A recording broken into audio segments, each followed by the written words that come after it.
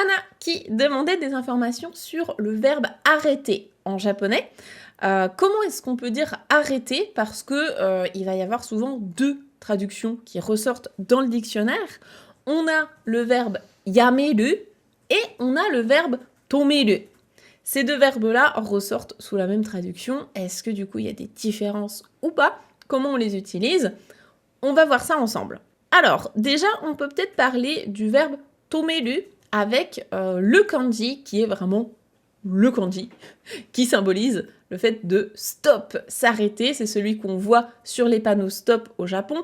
On le voit également sur les routes, hein, quand on s'arrête, quand on conduit au Japon et qu'on s'arrête sur le sol, il y a marqué tomare. Donc c'est le kanji de tout ce qui est arrêter quelque chose. Ce kanji-là, il va être utilisé dans deux verbes différents. On a tomeru et tomaru.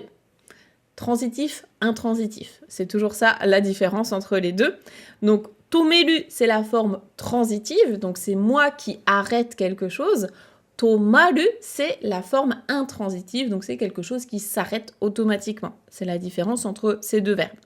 Là, je vais plutôt me concentrer sur tomeru, donc le transitif, parce que c'est celui qu'on va pouvoir comparer à yameru. Ce kanji-là, donc quand je dis ce kanji-là, c'est les deux verbes, tomeru, tomaru, hein, on va les mettre ensemble. Ce kanji-là, il a pour signification, on va dire, intrinsèque, quelque chose qui est un petit peu caché dedans, c'est une signification qui est comprise dedans.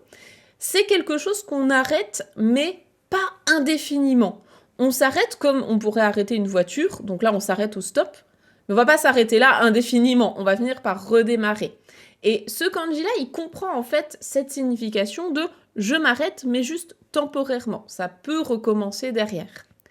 C'est donc celui qu'on va en général utiliser pour tout ce qui est des actions non humaines. Donc quand je dis des choses qui ne sont pas humaines, ça va être des machines, arrêter des machines. En général, la machine derrière, elle va redémarrer. Donc je vous donne quelques exemples. Déjà, arrêter une voiture, hein, donc soit s'arrêter au stop, soit garer une voiture. Ça va être kuruma o tomeru, arrêter une voiture. On peut aussi arrêter des choses comme la radio. Donc si la radio elle est en train de fonctionner, hop, je vais l'arrêter. Là, ce sera radio o tomeru. On peut arrêter sa respiration, dans le sens où on va se retenir de respirer, on va retenir sa respiration, mais derrière, logiquement, elle va recommencer, sinon je meurs. Donc quand on dit arrêter sa respiration, ça va être iki o tomeru. Iki, c'est la respiration. Iki o tomeru. Et on peut aussi essayer de, alors pas forcément arrêter à 100%, mais apaiser une douleur. Quand on a mal quelque part et qu'on veut essayer d'apaiser la douleur, il se peut qu'elle recommence derrière, mais en japonais, on va utiliser le verbe tomeru pour dire itami o tomeru. Itami, c'est la douleur. Donc toutes ces actions-là, comme c'est des choses qui derrière peuvent recommencer, on va utiliser le verbe tomeru. Alors yameru, c'est un verbe qui est intéressant aussi parce que il a une prononciation, mais il peut avoir deux kanji différents. Le premier kanji possible, ça va être justement le même que tomeru. Donc c'est là où c'est le piège, c'est qu'on va avoir la même écriture, c'est-à-dire qu'il y a le kanji plus meru, et derrière, il faut savoir est-ce qu'il se prononce tomeru ou est-ce qu'il se prononce yameru. En général, yameru, pour justement éviter cette confusion à l'écrit, il va souvent être écrit en hiragana. Comme ça, on voit bien qu'il y a un ya. On ne se pose pas la question avec le kanji, est-ce que c'est l'une ou l'autre des significations. Quand on le prononce à l'oral, on va souvent ça va être plutôt pour faire la différence avec tomeru. Donc quand c'est yameru, ça va être dans le sens arrêter indéfiniment, alors que tomeru, ça va être plutôt arrêter momentanément. Et justement, cette signification de arrêter d'un point de vue final, c'est terminé, on veut arrêter quelque chose, ça va être le deuxième kanji. Donc le deuxième kanji, c'est celui qui s'écrit avec la clé de la langue. Donc la langue qu'on a dans la bouche, hein, c'est mille et bouche. Et à droite, on a la clé de karai, tout ce qui est épicé.